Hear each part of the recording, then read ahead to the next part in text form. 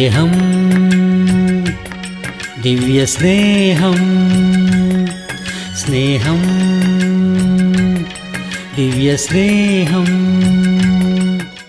ലൂക്കോസിന്റെ സുവിശേഷം 19-ാം അധ്യായം. 19-ാം അധ്യായം 1 മുതൽ വായിക്കുന്നു. ശ്രദ്ധിക്കുക. അവൻ എരിഹോവിൽ എത്തി കടന്നു പോകുമ്പോൾ, അവൻ കടന്നു പോകുന്ന സമയത്ത് അവൻ സഞ്ചരിച്ചുകൊണ്ട് അവൻ എരിഹോവിൽ എത്തി എന്ന് നമുക്ക് കാണുന്നു. എവിടേക്കാണ് വന്നത് അവൻ? എരിഹോവ് എന്ന് പറഞ്ഞാൽ ശപിക്കപ്പെട്ടതായ സ്ഥലമാണ്. യെരൂശലേം അനുഗ്രഹിക്കപ്പെട്ട സ്ഥലമാണ്. ആരെങ്കിലും എരിഹോവ് പട്ടണത്തെ പണിയുവാൻ വേണ്ടി ശ്രമിച്ചാൽ അവരുടെ മൂത്തപുത്രൻ മരിച്ചു പോകാനിടയാകും എന്ന് പറഞ്ഞിട്ടുള്ള ശപിക്കപ്പെട്ടതായ പട്ടണമാണ്. ആ ശപിക്കപ്പെട്ട പട്ടണത്തിലും അവിടെ മനുഷ്യൻ വസിക്കുന്നുണ്ട്.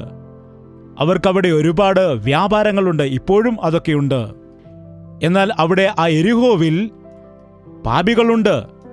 യേശുക്രിസ്തു ഇസ്രായേൽ മക്കൾക്ക് വേണ്ടിയാണ് വന്നതെന്ന് പറയുന്നു. എന്നാൽ അവൻ എരിഹോവിൽ കൂടി കടന്നു പോകാനിടയായി. അതായത് യേശുക്രിസ്തുവിന് നമ്മെപ്പോലെ നമ്മുടെ ആളുകൾ അവരുടെ ആളുകൾ എന്നുള്ളതായി വ്യത്യാസം. അവരുടെ അടുക്കൽ പോയ ഒന്നും കിട്ടിയില്ല, ഇവിടെ അടുക്കൽ വന്നാൽ എന്തെങ്കിലും കിട്ടും, അവർ ഞങ്ങളെ സപ്പോർട്ട് ചെയ്യും, ഇവർ സപ്പോർട്ട് ചെയ്യില്ല എന്നുള്ളതായ വ്യത്യാസം ഒന്നും തന്നെ ഇല്ല. അവൻ എല്ലാവർക്കും കർത്താവാണ്. ഒരു തവണ പറയൂ, എനിക്ക് മാത്രമല്ല, അവൻ എല്ലാവരുടെയും കർത്താവാണ്. ആദ്യം അവൻ എൻ്റെ കർത്താവാണ്, പിന്നീട് അവൻ സകലരുടെയും കർത്താവാണ്. പാപികളെ സ്നേഹിച്ചതായ ദൈവമാണവൻ. ആരോഗ്യമുള്ളവർക്ക് ഡോക്ടറിന്റെ ആവശ്യമില്ല, രോഗികൾക്കാണ് ഡോക്ടറിനെ ആവശ്യമുള്ളത്. അവൻ പറഞ്ഞു, നീതിമാന്മാരെ രക്ഷിക്കാനല്ല ഞാൻ വന്നത്, പാപികളെ രക്ഷിക്കുന്നതിന് വേണ്ടിയാണ് ഞാൻ വന്നതെന്ന്. അത് കർത്താവ് പറഞ്ഞതാണ്. ആ യെരിഹോവിൽ ഒരു മനുഷ്യനുണ്ട്. അവൻ്റെ പേര് സക്കായി. അവന് സന്തോഷവും സമാധാനവുമില്ലായിരുന്നു. യേശുക്രിസ്തു അവനെ രക്ഷിക്കണം എന്ന് ആഗ്രഹിച്ചുകൊണ്ട് അവനു വേണ്ടി ആ ദേശത്തിലേക്ക് വരുന്നതായിട്ട് കാണാൻ കഴിയും. ചില സമയത്ത് ചില മീറ്റിങ്ങുകൾ സംഘടിപ്പിക്കുമ്പോൾ 100 കണക്കിന് ആളുകൾ വരുമ്പോൾ, ചില മീറ്റിങ്ങിൽ 1000 കണക്കിന് ആളുകൾ വരാറുണ്ട്. എന്നാൽ ചില മീറ്റിങ്ങുകളിൽ ചില വ്യക്തികൾ എൻ്റെ അടുക്കൽ വന്ന് പറയാറുണ്ട്, ദേവദാസ, ഈ മീറ്റിംഗ് എനിക്ക് വേണ്ടി തന്നെയാണ് വെച്ചത് എന്ന്. എനിക്ക് മാത്രം കറക്റ്റായിട്ട് ഞാൻ നശിച്ചു പോകേണ്ടുന്നതായ സന്ദർഭത്തിൽ എനിക്ക് ആവശ്യമായ വചനം ഇതിൽ നിന്ന് ലഭിച്ചു. ഈ മീറ്റിംഗിൽ കൂടി എനിക്ക് മാനസാന്തരപ്പെടാൻ കഴിഞ്ഞു. ദൈവം എന്നോട് തന്നെയാണ് സംസാരിച്ചത്, എനിക്ക് വേണ്ടിയാണ് ദൈവം സംസാരിച്ചത് എന്ന് പല വ്യക്തികളും പറയുന്നത് ഞാൻ കേട്ടിട്ടുണ്ട്. എൻ്റെ പിതാവ് ഒരു ഡെപ്യൂട്ടി എഞ്ചിനീയറായിട്ട് ജോലി ചെയ്തിരുന്ന സമയത്ത്, ഞങ്ങളുടെ സ്ഥലത്ത് ജോലി ചെയ്ത സമയത്ത് അദ്ദേഹത്തിന് ഇഷ്ടം പോലെയായിരുന്നു ജീവിച്ചിരുന്നത്. അങ്ങനെ ജീവിതത്തിൽ നിരാശപ്പെട്ട് ആത്മഹത്യ ചെയ്യാൻ വേണ്ടി തീരുമാനിച്ച് പോയ സമയത്ത് ഇതുപോലെ ഒരു മീറ്റിംഗ് അവിടെ നടക്കുന്നത് കാണാനിടയായി. ആ മീറ്റിംഗ് കണ്ടിട്ട് അവിടെ വന്നിട്ട് പ്രാർത്ഥിച്ചാൽ മരണശേഷം മോക്ഷം കിട്ടുമല്ലോ എന്ന് വിചാരിച്ചു. ആ കാലത്ത് ഞങ്ങൾ രക്ഷിക്കപ്പെട്ടിട്ടില്ലായിരുന്നു. എന്നാൽ യേശുക്രിസ്തു ദൈവമാണല്ലോ, അവനോട് പ്രാർത്ഥിച്ചാൽ മോക്ഷം കിട്ടുമല്ലോ എന്ന് വിചാരിച്ച് പ്രാർത്ഥിക്കാൻ വേണ്ടി അവിടേക്ക് കടന്നു വരാനിടയായി. ദേവദാസ, എനിക്ക് വേണ്ടി പ്രാർത്ഥിക്കണം, ഞാൻ മരിക്കാൻ പോവുകയാണ് എന്ന് പറഞ്ഞു. എന്തിനാണ് മരിക്കുന്നത്? അങ്ങേക്ക് എന്തു പറ്റി? നല്ല ജോലിയില്ലയോ? ഗസറ്റഡ് ഓഫീസറാണ്. കുടുംബമില്ലയോ? നല്ല ഒരു ഭാര്യയും അതുപോലെ 8 മക്കളുമുണ്ട്.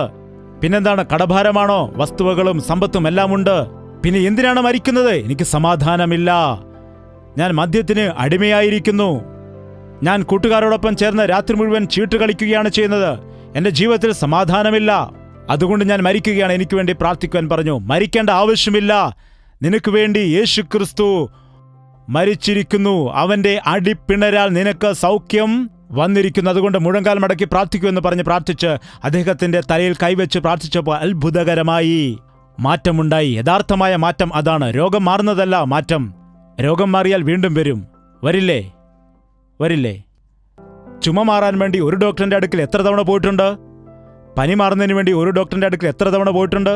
ഒരേ ഡോക്ടറിന്റെ അടുക്കിലേക്ക് പല്ലുവേദന എന്ന് പറഞ്ഞിട്ട് എത്ര തവണ പോയിട്ടുണ്ട് നിങ്ങൾ? ഒരു തവണ പോയിട്ട് 3 മാസം കഴിഞ്ഞ് വീണ്ടും പോകും, അത് കഴിഞ്ഞിട്ട് വീണ്ടും വരും, അത് കഴിഞ്ഞ് അടുത്ത പല്ലും കൂടെ പോകും. ഈ ലോകത്തിൽ നാം ആയിരിക്കുമ്പോൾ, നാം ശരീരത്തിൽ ആയിരിക്കുമ്പോൾ ഇതൊക്കെ വരികയും പോവുകയും ചെയ്യും. അതൊന്നും വലിയ കണക്കാക്കണ്ട.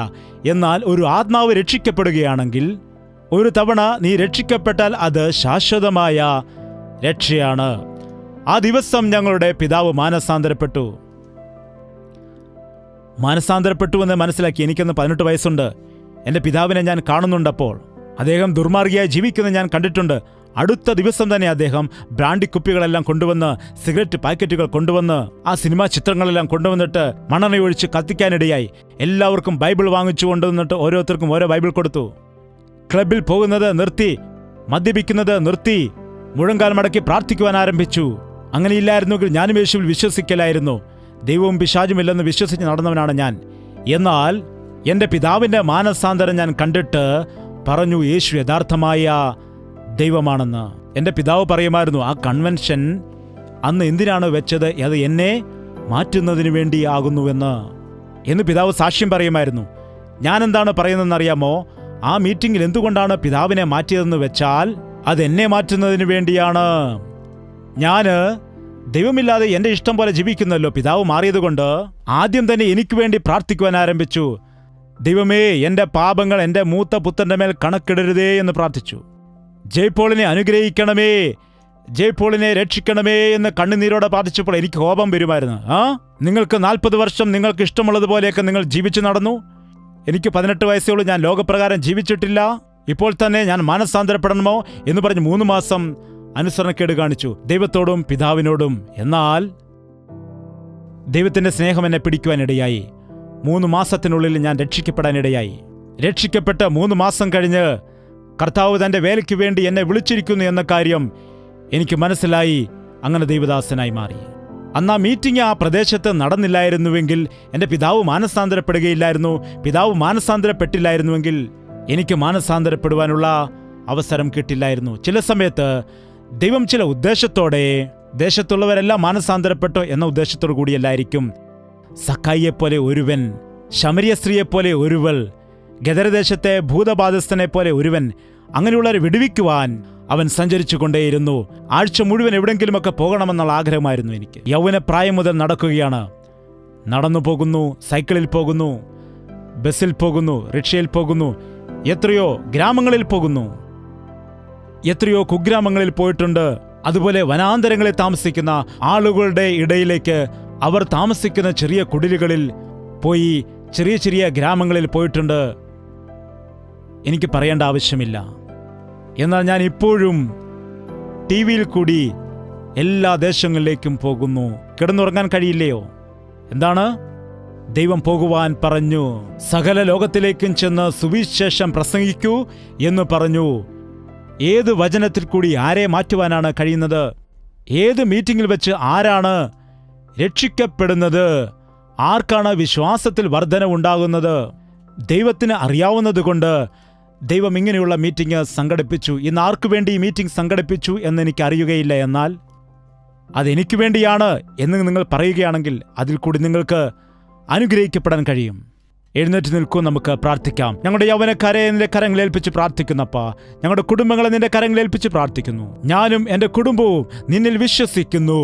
ഞങ്ങളുടെ കുടുംബത്തെ രക്ഷിക്കണമേ കർത്താവേ. നിനക്കിഷ്ടമില്ലാത്ത പാപങ്ങളെല്ലാം വിട്ടുകളയുകയാണ്. നിന്റെ ഹിതപ്രകാരം എന്നെ നടത്തി ഞാൻ പോകേണ്ടുന്ന വഴി നീ എനിക്ക് കാണിച്ചു തരണമേ എന്ന് നമുക്ക് വായ് തുറന്ന് പ്രാർത്ഥിക്കാം. യേശുവേ, നീ എന്നോട് കൂടെ ഇരിക്കണമേ. എൻ്റെ ഭവനത്തിൽ ഉണ്ടായിരിക്കണമേ.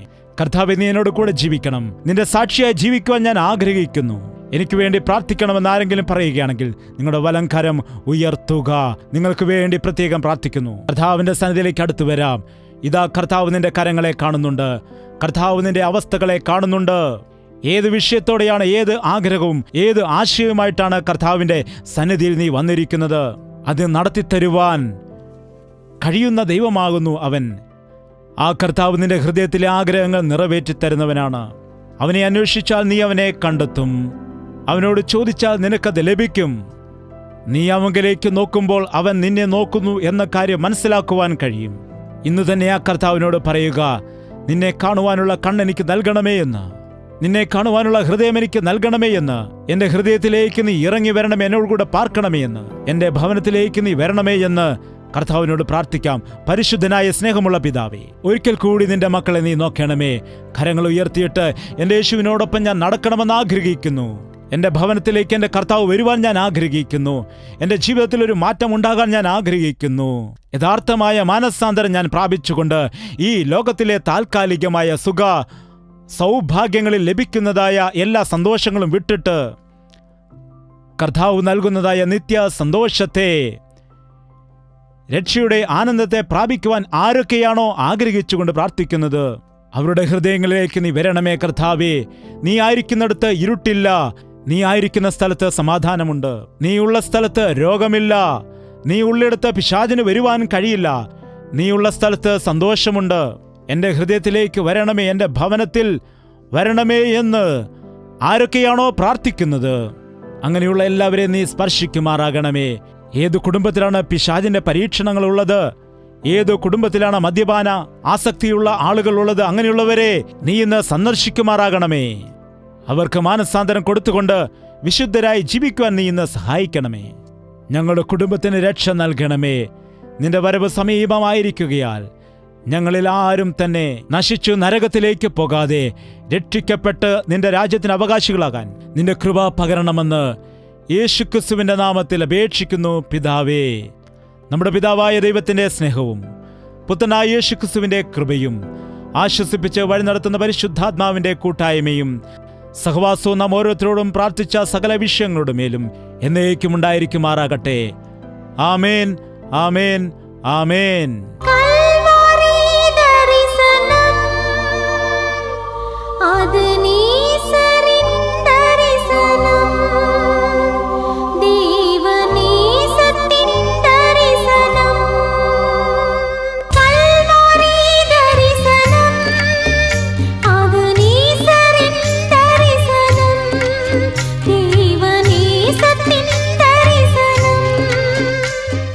യേശുവേ യേശുവേ യേശുവേ യേശുവേ യേശുവേ യേശുവേ യേശുവേ നിന്നെ നിന്നെ എന്നും ഞാൻ സേവിക്കും, നീ മാത്രം രാജാവെന്നും. നിന്നെ നിന്നെ എന്നും ഞാൻ സേവിക്കും, നീ മാത്രം രാജാവെന്നും. യേശുവേ യേശുവേ യേശുവേ യേശുവേ യേശുവേ യേശുവേ യേശുവേ യേശുവേ യേശുവേ യേശുവേ യേശുവേ യേശുവേ യേശുവേ യേശുവേ